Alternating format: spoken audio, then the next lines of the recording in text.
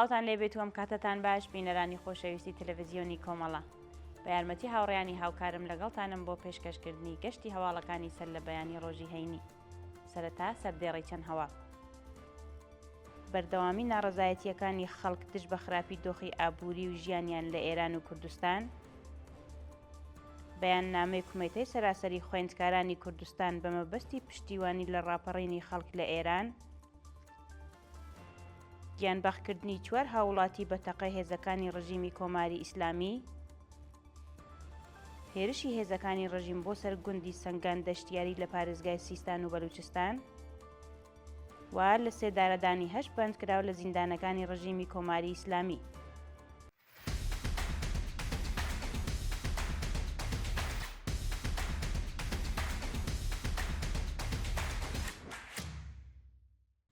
بەردەوامی ناڕەزایەتیەکانی خەڵک دژ بە خراپی دۆخی ئابووری و ژیانیان لە ئێران و کوردستان. ڕۆژی پێنجشەممە 11 بەفرانباری 1404 هەتاوی خەڵکی ناڕازی دژ بە ڕژیمی جەنایەتکاری کۆماری ئیسلامی ڕژانە سەر شەقام و خوازیاری هەڵوەشاندنەوەی حکوومەت بوون. بەپێی ئەو وێنانێ بەدەستمان گەیشتوون لە شارەکانی دەڕە شەهری ئیلام، کرماشان، هەرسین، تاران، قۆم، ئیسفەهان، لوردگان، کوهدەشت، خۆڕەم ئاوا، شیراز و دەیان شار و شاروچکەی دیکە لە ئێران ناڕازیان بە سوتاندنی ناوەندەکانی سەرکوتی خەڵک، وێنەکانی ڕێبەری کۆماری ئیسلامی، ئۆتۆمبیلەکانی هێزە سەرکوتگەرەکان و هەروەها وەڵامدانەوەی هێرشەکانیان خوازیاری سزادانی تاوانباران و دەسەڵاتدارانی ڕژیم بوون. شایانی باسە هێزە سەرکوتگەرەکانی کۆماری ئیسلامی بە تاقەی ڕاستەوخۆ، گازی فرمسکڕێژ و دەیان ئامێری دیکەی سەرکوت هەوڵی بڵاوە پێکردنی کۆبوونەوەکانیاندا، بەڵام هەموو کات ڕوو بەڕووی مقاومەتی خەڵک بوونەوە و ناچار بە پاشەکشە بگران.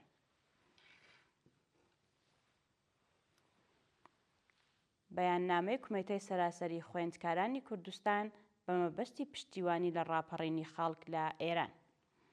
ڕۆژی ڕابردوو کومێتەی سەراسەری خوێندکارانی کوردستان بە بڵاوکردنەوەی بەیاننامەیەک پشتیوانی خۆی لە ناڕەزایەتیەکانی خەڵک دژ بە سیاسەتە هەڵەکان و جەنایەتەکانی ڕژیمی کۆماری ئیسلامی دەربڕی. لە بەیاننامەکەدا ئاماژە بەوە کراوە کە ناڕەزایەتیەکانی خەڵکی ئێران کە ڕۆژی یەکشەممە 7 بەفرانبار لە ئەنجامی بەرزبوونەوەی یەکجاری نرخی هەڵاوسان لە ئێران دەستی پێکردووە، خێرا زۆربەی شار و شاروچکەکانی دیکە لە ئێراندا گرتووەتە بەر و ڕژیمی کۆماری ئیسلامی کە لە سیاسەتە نێودەوڵەتیەکاندا شکستی هێناوە. ئەم ڕاپەڕینە وەکو خاڵێکی گرنگ کە لە داهاتووی دەسەڵاتیدا کاریگەری هەیە ئەبینێت. لە بەردەوامی بەیاننامەکەدا ئاماژە بە ڕۆڵی گرنگی پێشەنگایەتی خوێندکاران لە ناڕەزایەتیەکاندا کراوەتە و جەخت لەسەر ئەوە کراوەتەوە کە پێویستە خوێندکاران خۆیان لە ئەم دۆخە میژوویەدا بە بەرپرسیار بزانن و کوردستان کە سەنگەری ئازادیخوازیە هەوڵی ڕێکخستنی ئاگادارانەی خەڵک بدەن.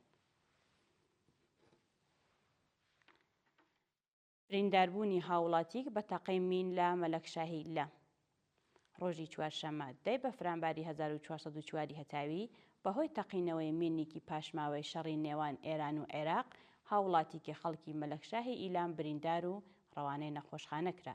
بەپێی راپۆرتەکان ئەو هاوڵاتیە پاش گواستنەوەی بۆ نەخۆشخانە لەژێر چاودێری پزیشکیدایە و دۆخی تەندروستی لە خراپیدایە. شایانی باسە سەرەڕای تێپەڕبوونی زیاتر لە 3 دەیە لە شەڕی نێوان ئێران و عێراق هێشتا بەهۆی تەقینەوەی پاشماوەکانی شەڕ لە کوردستان بە سەدان هاوڵاتی گیانیان لەدەستاوە و هەزاران کەسی دیکەش بریندار یان کەم ئەندام بوون. کۆبوونەوەی فەرهەنگیانی کەرەج. ڕۆژی چوارشەممە 10 بەفرانبار هێزەکانی ڕژیمی کۆماری ئیسلامی بە توندوتیژیەوە هێرشیان کردە سەر کۆبوونەوەی فەرهەنگیانی کەرەج و هەوڵی بڵاوە پێکردنی کۆبوونەوەکەیاندا. بە وتەی سەرچاوە ئاگادارەکان، فەرهەنگیانی شاری کەرەج کە بەهۆی خراپی دۆخی ژیان و مەعیشەتیان کۆبوونەوە بوون بە ئامانجی هێرشی هێزە سەرکوتگەرەکانی ڕژیمی کۆماری ئیسلامی. لە وەڵامی هێرشی هێزەکانی ڕژیمدا فەرهەنگیانی ناڕازی جەختیان لەسەر ئەوە کردەوە کە تاکاتی بوونی گەندەڵی و بایەخنەدانی ڕژیم بە ژیانیان بەردەوام ئەبن لە کۆبوونەوە.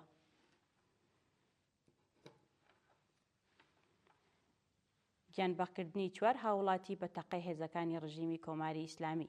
ڕۆژی ڕابردوو لە ڕەوتی ناڕەزایەتیەکانی خەڵک لە شارە جیاوازەکانی ئێران 4 هاوڵاتی لە شارەکانی فولادشار، کوهدەشت و لۆردەگان بە تەقەی ڕاستەوخۆی هێزەکانی ڕژیم گیانیان بەخت کردووە. بەپێی ئەو وێنانێ بەدەستمان گەیشتوون لە شاری فولادشار شارومەندێک بە ناوی داریوش ئەنساری بەختیاروەند لە شاری لۆردەگان 2 هاوڵاتی بە ناوەکانی ئەحمەد جەلیل و خالدی و لە شاری کوهدەشت هاوڵاتیەکی دیکە بە ناوی ئەمیر حسام خودایاری فەرد بە تاقەی ڕاستەوخۆی هێزەکانی ڕژیم دەستبەجێ گیانیان بەخت کردووە.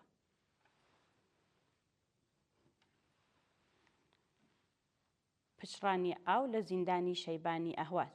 بەپێی راپۆرتەکان پشڕانی ئاو لە زیندانی شەیبانی ئەهواز لە دووهەمین ڕۆژدا هێشتا بەردەوامە و دۆخی تەندروستی بەندکراوان لە خراپیدایە. بە وتەی سەرچاوەکانی هەواڵ چەند هەزار بەندکراوی ڕاگیراو لە زیندانی شەیبانی ئەهواز بۆ ماوەی زیاتر لە 2 ڕۆژە ئاوی خواردنەوەیان لێ پشراوە و مەترسی لەسەر تەندروستی و گیانەدەستان لە ئارادایە. شایانی باسە کۆمەڵێکی زۆر لە بەندکراوانی ڕاگیراو لە ئەو زیندانە تووشی نەخۆشی بوون، پێویستیان هەیە کە ڕۆژانە بەهۆی نەخۆشیەوە جەستەیان خاوێن بکەنەوە، بەڵام بەهۆی پشڕانی دەست ئەنقەستی ئاو لە ئەو زیندانە ئێستا گیانیان لە مەترسیدایە. هێرشی هێزەکانی ڕژیم بۆ سەر گوندی سەنگان دەشتیاری لە پارێزگای سیستان و بەلوچستان. ڕۆژی پێنجشەمبە 11 بەفرانبار هێزەکانی ڕژیمی کۆماری ئیسلامی بەدەیان کەرەستەی سەربازی هێرشیان کردە سەر گوندی سەنگان دەشتیاری لە پارێزگای سیستان و بەلوچستان. بەپێی ئەو وێنانێ بەدەستمان گەیشتوون خەڵکی ئەو گوندە و ناوچەکانی دەوروبەری دژ بە هێزەکانی ڕژیم ڕاوەستان و لە ئەنجامدا هێزەکانی ڕژیم دەستڕێژی گولەیان بەسەر خەڵکدا گرت. شایانی باسە تاکاتی داڕشتنی ئەم هەواڵە سەبارەت بە ژمارەی گیانبەخکردووان و بریندارانی ئەم هێرشە زانیاریەک لە بەردەستانیە، بەڵام زانیاریەکان ئاماژە بەوە دەکەن کە لە ناو برینداراندا منداڵبوونی هەیە.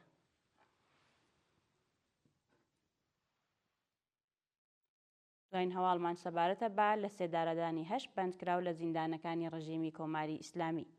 لە ڕۆژانی ڕابردوودا 8 بەندکراو لە زیندانەکانی ڕژیمی کۆماری ئیسلامی بە تۆمەتی کوشتنی بە ئەنقەست و پەیوەندیدار بە مادە هۆشبەرەکان لە سێدارە دراون. بەپێی راپۆرتی ڕێکخراوەکانی مافی مرۆڤ 5 بەندکراو بە ناوەکانی ئەمیر جەعفەری ڕاد، عرفان شێخ ئیسلامی، شایان کەرەمی، ئەحمەد نادی و فەرهەنگ فەرامەرزی پور بە تۆمەتی کوشتنی بە ئەنقەست لە زیندانەکانی ساری، ماحشەر، بێهبەهان، بۆکان و کەهنوج ئیعدام کراون. هەروەها 3 بەندکراوی دیکە بە ناوەکانی مەولا موراد قوبادی، حسەین موراد زەمانی و خودایار میرزازادە بە تۆمەتی پەیوەندیدار بە مادە هۆشبەرەکان لە زیندانەکانی فردوس و تایبات لە سێدارە دراون. بینەرانی عەزیز و خۆشەویست، هەواڵەکانتان پێشکەش کرا. هەر شاد بژین.